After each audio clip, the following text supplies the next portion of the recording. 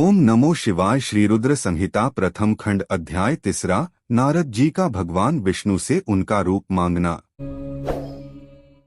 अगर आप चैनल पर नए हैं तो वीडियो को लाइक और सब्सक्राइब करना ना भूले और कमेंट में ओम नमः शिवाय जरूर लिखे। धन्यवाद। सूत जी बोले, महर्षियों, नारद जी के चले जाने पर शिवजी की इच्छा से विष्णु भगवान ने एक अद्भुत माया रची।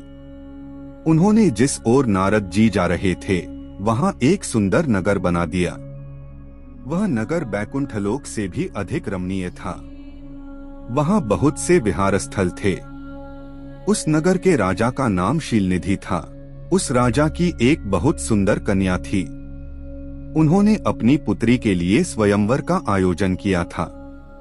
उनकी कन्या का वरण करने के लिए उत्सुक बहुत से राजकुमार पधारे थे। वहां बहुत चहल पहल थी। इस नगर की शोभा देखते ही नारद जी का मन मोहित हो गया। जब राजा शीलनिधि ने नारद जी को आते देखा तो उन्हें सादर प्रणाम करके स्वर्ण सिंहासन पर बैठाकर उनकी पूजा की। फिर अपनी देवसुंदरी कन्या को बुलाया, जिसने महर्षि के चरणों में प्रणाम किया।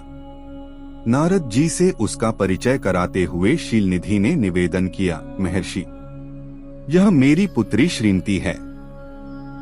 इसके स्वयंवर का आयोजन किया गया है। इस कन्या के गुण दोषों को बताने की कृपा कीजिए।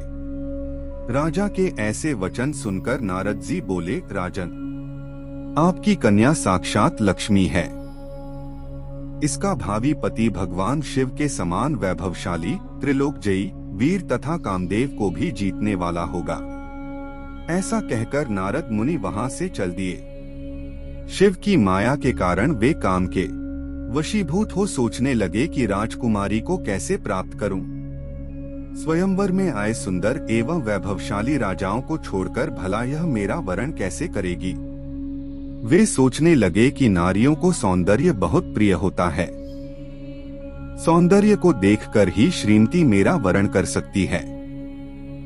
ऐसा विचार कर नारद जी फिर विष्णुलोक में जा पहुँचे और उन्हें राजा शीलनिधि की कन्या के स्वयंवर के बारे में बताया तथा उस कन्या के साथ विवाह करने की इच्छा व्यक्त की। उन्होंने भगवान विष्णु से प्रार्थना की कि वे अपना रूप उन्हें प्रदान करें ताकि श्रीमती उन्हें ही वरे। सूत जी कहते हैं, महर्षियों, नारद मुनि की ऐसी बात सुनकर भगवान मधुसूदन हंस पड़े और भगवान शंकर के प्रभाव का अनुभव करके उन्होंने इस प्रकार उत्तर दिया।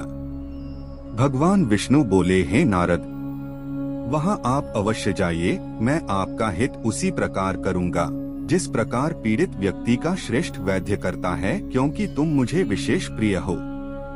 ऐसा कहकर भगवान विष्णु ने नारद मुनि को वानर का मुख तथा शेष अंगों को अपना मनोहर रूप प्रदान कर दिया।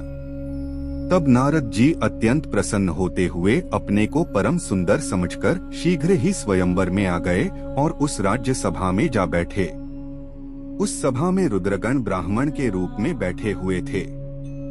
नारद जी का वानर रूप केवल कन्या और रुद्रगणों को ही दिखाई दे रहा था। बाकी सबको नारद जी का वास्तविक रूप ही दिखाई दे रहा था। नारद मन ही मन प्रसन्न होते हुए श्रीमती की प्रतीक्षा कर रहे थे।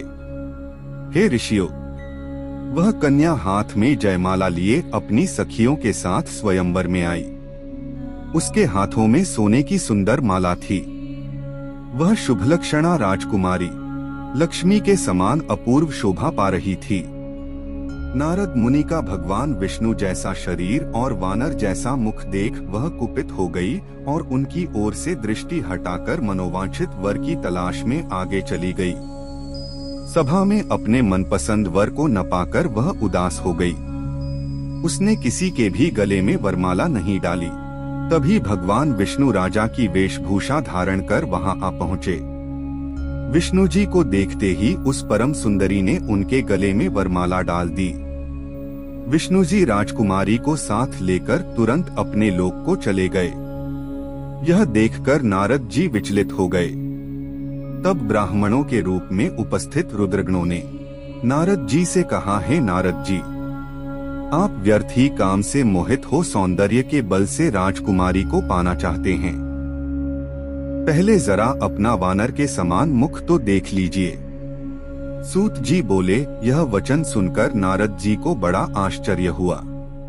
उन्होंने दर्पण में अपना मुंह देखा। वानर के समान मुख को देखकर वे अत्यंत क्रोधित हो उठे तथा दोनों रुद्रगणों को शाप देते हुए बोले, तुमने एक ब्राह्मण का मजाक उड़ाया है, अतः तुम ब्राह्मण कुल में पैदा होकर भी राक्षस बन जाओ। यह सुनकर वे शिवगण कुछ नहीं बोले, बल्कि इसे भगवान शिव की इच्छा मानते हुए उदासीन भाव से अपने स्थान को चले गए और भगवान शिव की स्तुति करने लगे।